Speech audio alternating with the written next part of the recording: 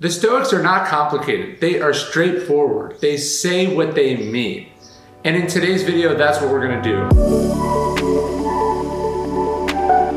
I'm Ryan Holiday. I write about ancient philosophy. This is my bookstore. And what I wanted to give you today was 10 Stoic mantras you can live by that will make you better at what you do, that make me better at what I do, things I try to think about on a regular basis. The Stoics would have loved this quote from Euripides, that the language of truth is simple, meaning it's not complicated, it's not confusing, it's straightforward, it hits you right where it needs to hit you. And I think each one of these quick hits is gonna do that for you.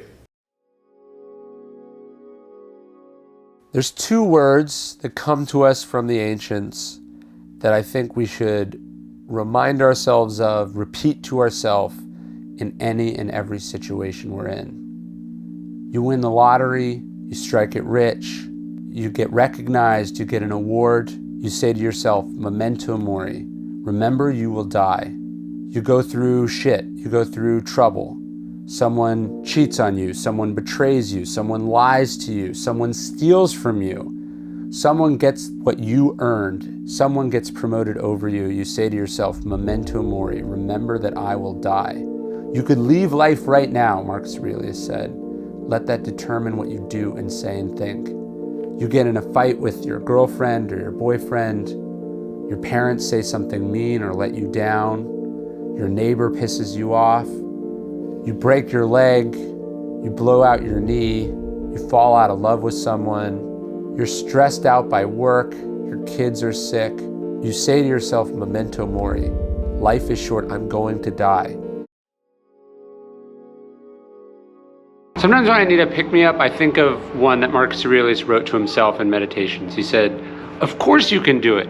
He said, if you concentrate like a Roman, if you do this like it's the last thing you're doing in your life. And I think about the most powerful man in the world struggling with something. We don't know what it was, but he's telling himself that yes, it is possible. In another place in Meditations, he says, remind yourself that if it's humanly possible, know that you can do it also. And so I think that we all need these reminders, the idea of self-talk. Like, I'm gonna talk myself into this. I'm gonna remind myself what I'm capable of. I'm gonna remind myself to concentrate now in this moment. I'm gonna remember what's humanly possible, and that as a human being, of course, it's possible for me. And I'm gonna do this as if it's the last thing I'm doing in my life. I'm gonna do it as if it matters. To me, that's what Stoicism is about. And that's a reminder I gave myself today, and I hope you give it to yourself today also. What the Stoics talk about is the idea of loving what happens. Marcus Aurelius says that what you throw on top of a fire is fuel for the fire. So what you want to cultivate, what you have to practice, you have to almost repeat it like a mantra to yourself, is the practice of loving everything that happens. Not just accepting it, not just tolerating it, but leaning into it, going, this is for me, I chose this, I want it this way, and it's the best fucking thing that ever happened to me. When the computer eats the manuscript you've been working on, you say, Amor Fati, I love it. When you're stuck in traffic, you say, Amor Fati, I love it. When you're criticized on Twitter, when your boss calls you out, you say, Amor Fati, I love it. I'm gonna be better for this having happened to me. When you're hungry, you say, I love it. I'm alive. I feel this. I'm gonna make the most of it. You say, Amor Fati. I don't think I've ever lost my temper and then been glad after the fact. I'm never so glad I got angry, I got upset. It never makes things better. That's what the Stoics believe, that anger always makes stuff worse. And Seneca points out how totally irrational he says to get angry is like to return a kick to a mule or a bite to a dog. He writes this whole incredible essay on anger to Nero. He says the emperor can't afford to get angry. They have to be calm, they have to be rational, they have to think things through. You know, a sports coach might get angry on purpose to rally the team, but an NBA coach who's not in control of their temper is just going to rack up technical fouls and make the team worse.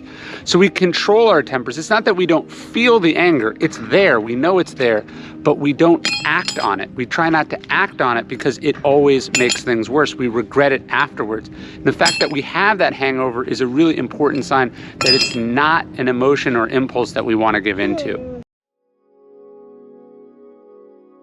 It's humbling to think that Marcus Aurelius, the head of the most powerful empire on earth, had the same amount of hours in the day as you. Just 24. So how did he get it all done? How did he have time to be a king, a philosopher, a writer, a husband, to pass laws and judge cases, to lead troops into battle and guide Rome through a terrible plague, and do this while remaining good, without being corrupted by the temptations or the stresses of his position? Well, routine had something to do with it. Marcus Aurelius was a man of habit. All the Stoics were. They understood, as Aristotle did, that we are what we repeatedly do, that excellence is a habit. For Marcus Aurelius, the day started early. At dawn, when you awake, he wrote, know that you are getting up to do the work of a human being. There was no time for him to stay under the covers and stay warm. To the Stoics, arrogance is the most dangerous thing in the world. Zeno says conceit is the impediment to all knowledge. I like Epictetus. He says you cannot begin to learn that which you think you already know. So this idea of coming from a place of curiosity rather than a place of knowing, this idea of being humble enough to ask, this idea of not thinking you know it all, is the key for the Stoics to moving forward. It's impossible to learn that which you think you already know. If you think you know everything, you're right. That's why ego's the enemy, because if you think you're perfect, if you think you're brilliant, if you think you know all the answers, it's impossible for you to get any better. You're frozen in place. It's impossible to learn that which you think you already know. That's Epictetus. At dawn, when you have trouble getting out of bed, tell yourself, I have to go to work as a human being. What do I have to complain of if I am going to do what I was born for, the things I was brought into the world to do? Or is this what I was created for, to huddle under the blankets and stay warm? And then he has like this little conversation with himself. He goes, but it's nicer here. And I think anyone that's not wanted to get out of bed in the morning has had this dialogue. So you were born to feel nice, he says, instead of doing things and experiencing them. Don't you see plants and birds and ants and spiders and bees going about their individual tasks, putting the world in order as best they can, and you're not willing to do your job as a human being? Why aren't you running to do what your nature demands? But we have to sleep sometimes, he complains. Agreed, but nature set a limit to that, as it did on eating and drinking, and you're over the limit. You've had more than enough of that, but not of working. There, you're still below your quota. My favorite quote from Marcus Aurelius, he says, objective judgment now at this very moment, unselfish action now at this very moment, willing acceptance now at this very moment of all external events. I mean, that's basically Stoicism in a nutshell. If you don't have to read Meditations, you don't have to read Seneca, you don't have to read Epictetus, you don't have to get a degree from Harvard in ancient philosophy to get any more out of Stoicism than that, right? It's like, look, see the world as it is for what it is. Don't put judgments on top of stuff. Be a good person. You have to take action. That's like, be a good teammate, be a good citizen, be generous, be caring. Don't be all about yourself.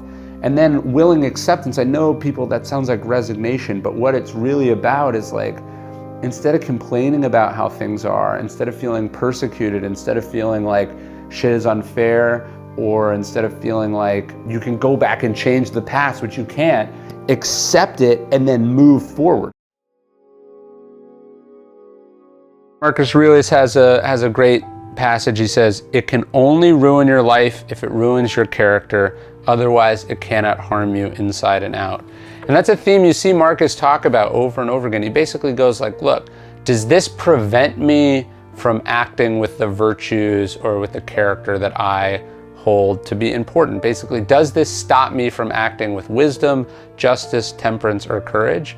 The answer is like, no, it never does. Almost nothing does.